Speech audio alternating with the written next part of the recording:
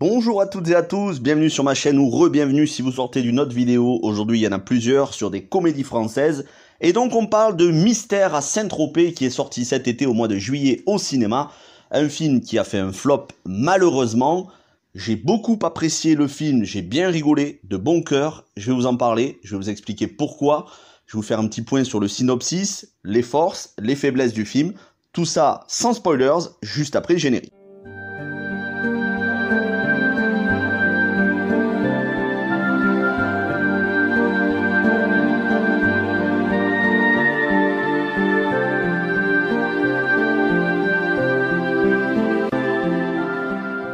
Alors Mystère à Saint-Tropez, c'est un film réalisé par Nicolas Benamou, à qui l'on doit les deux premiers Babysitting avec l'équipe de Philippe Lachaud, donc sur une idée de Philippe Lachaud, et on lui doit aussi À fond avec José Garcia, trois comédies françaises que j'ai beaucoup aimées et que j'ai vues plusieurs fois. Au scénario donc Nicolas Benamou, mais surtout Jean-Marie Poiré, Christian Clavier et Jean-François Alain. Alors Jean-Marie Poiré, vous le connaissez bien évidemment pour Les Visiteurs, et d'ailleurs le film a plusieurs références aux Visiteurs, notamment avec le personnage de Christian Clavier, dans sa manière de faire, dans sa gestuelle, dans certaines de ses répliques, dans certaines de ses cabotinages volontaires. Et Jean-François Alain, lui, a écrit les deux OSS 117 avec Jean Dujardin, et il y a une vraie ambiance OSS 117 dans ce film Mystère à Saint-Tropez, c'est-à-dire de l'absurde, parfois du ridicule, et une ambiance des années 60-70 qui est en total décalage avec l'ambiance d'aujourd'hui, avec les mœurs d'aujourd'hui, avec la mentalité d'aujourd'hui, et des personnages qui sont un peu crétins, voire beaucoup sur les bords, mais c'est fait exprès. Au niveau du casting, eh bien on a Clavier, Depardieu et Poulvorde qui sont en tête du casting, c'est ceux que l'on voit le plus, et heureusement d'ailleurs parce que ce sont ceux qui se démarquent et les meilleures scènes, c'est eux qui les ont. Et ensuite on a Virginie Hocq, humoriste qui est aujourd'hui actrice, Jérôme Commandeur qu'on ne présente plus tout comme Thierry Lhermitte, Rossi De Palma, ex-égérie de Almodovar, ou encore Gilles Alma et Vincent Desagna, un habitué des comédies françaises qui lui aussi avait joué dans les Babysitting, en tout cas il me semble Babysitting, oui les deux films, bref, l'ex-compère de Michael Youn, qui d'ailleurs est souvent avec Michael Youn, donc le casting des stars des comédies françaises habituelles qu'on retrouve très souvent. L'analyse à proprement parler, bon, analyse c'est un petit peu fort pour parler de ce film-là, on va juste dire que c'est une critique. Il y a beaucoup de points positifs et il y a aussi des points négatifs. Je vais commencer par les points négatifs. On a une interprétation et une écriture au niveau de certains personnages qui est horripilante, agaçante, énervante, notamment les personnages de Thierry Lhermitte et Vincent Desagna, qui n'ont absolument aucun intérêt dans le film, c'est plus vulgaire et sans intérêt qu'autre chose leur dialogue.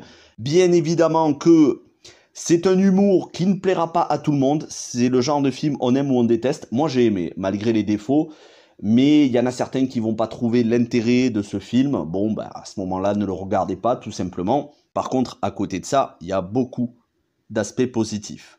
Le premier aspect, c'est le côté bande dessinée qui se dégage du film. Le film assume totalement son côté bande dessinée, un petit peu récit de fiction, et surtout, ça fait une ambiance à la Panthère Rose avec l'inspecteur Clouseau, et ça lorgne aussi du côté de Agatha Christie, avec le personnage de Clavier qui est un pastiche, une parodie de Hercule Poirot. Donc déjà ça pour moi c'est un très bon point positif.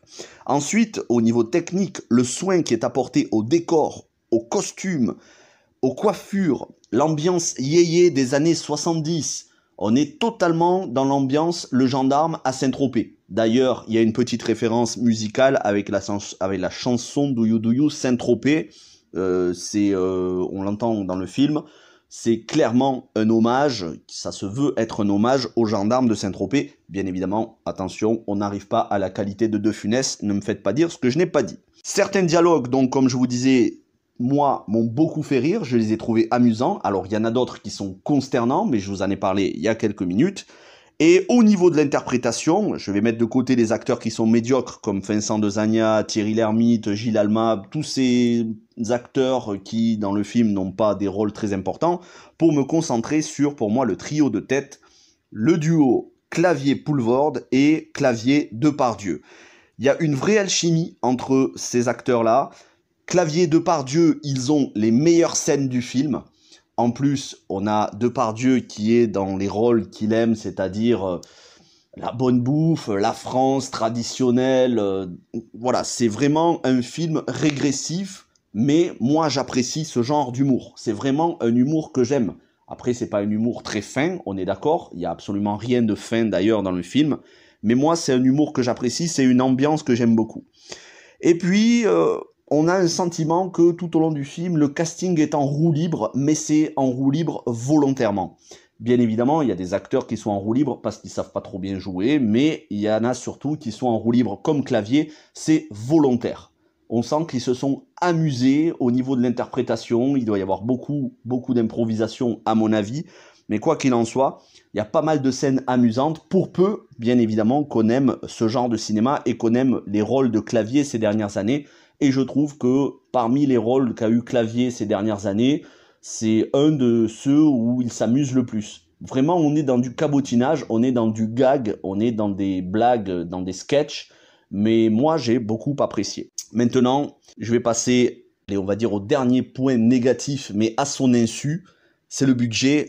13,5 millions d'euros, c'est beaucoup trop pour un film comme ça. Il ne devrait pas y avoir des comédies avec un budget aussi élevé quand on sait que les gens aujourd'hui, la majorité sur les réseaux sociaux en tout cas, détestent les comédies françaises. Après, ça ne se traduit pas dans la réalité, parce qu'en général, les comédies françaises, ça marche. Il suffit de voir le carton des films d'Olivier Barou comme Les Tuches, ça fait toujours plusieurs millions. Mais c'est vrai que sur les réseaux sociaux, c'est bien souvent le négatif et la haine vis-à-vis de ces films qui ressort. Et malheureusement, pour le coup, ce film-là est un flop. Alors, un flop pour un film, ça veut pas dire qu'il est mauvais, ça veut juste dire qu'il n'a pas marché pour plusieurs raisons. Déjà, parce qu'il avait un budget trop élevé pour se rembourser. Ensuite, qu'il est sorti au mois de juillet, en plein été, où il y avait beaucoup de blockbusters. Les cinémas ont repris au mois de mai-juin. Et donc, ça a été une avalanche de tous les films qui avaient été reportés. Il y en a même tellement de blockbusters qu'ils ont dû sortir sur les plateformes de SVOD. Et il était évident qu'un film français aurait du mal à marcher au box-office, surtout un film à gros budget qui n'intéresse pas forcément tout le monde. Donc, trop de films à l'affiche font que celui-ci est passé inaperçu. La deuxième raison, c'est le pass sanitaire qui a flingué les films pendant tout le mois de juillet. Seul Kaamelott s'en est bien sorti. Bon, maintenant, les gens se sont habitués au pass, donc on reprend, on va dire, la santé du cinéma. Enfin, moi, je reprends pas le pass du tout, mais voilà, les films marchent bien maintenant, hein, presque comme avant le Covid. Et enfin, et c'est là le gros problème habituel avec les réseaux sociaux et le bouche à oreille et la haine qu'il y a sur les réseaux sociaux, le film s'est fait défoncé de tous les côtés, il s'est fait charcuter, il s'est fait saccager. Déjà, avant même la sortie du film, je lisais, moi, les critiques sur les réseaux sociaux, Facebook, Twitter, les gens insultaient le film, l'incendiaient sans même l'avoir vu. Donc, c'est un gros problème aujourd'hui en France. Les comédies françaises sont dénigrées, méprisées. Malheureusement, ceux qui n'aiment pas font passer leur point de vue comme la vérité absolue, c'est-à-dire ils disent le film est mauvais, ils ne l'ont pas vu, et même s'ils l'ont vu, ils décrètent que certains films ne devraient même pas sortir.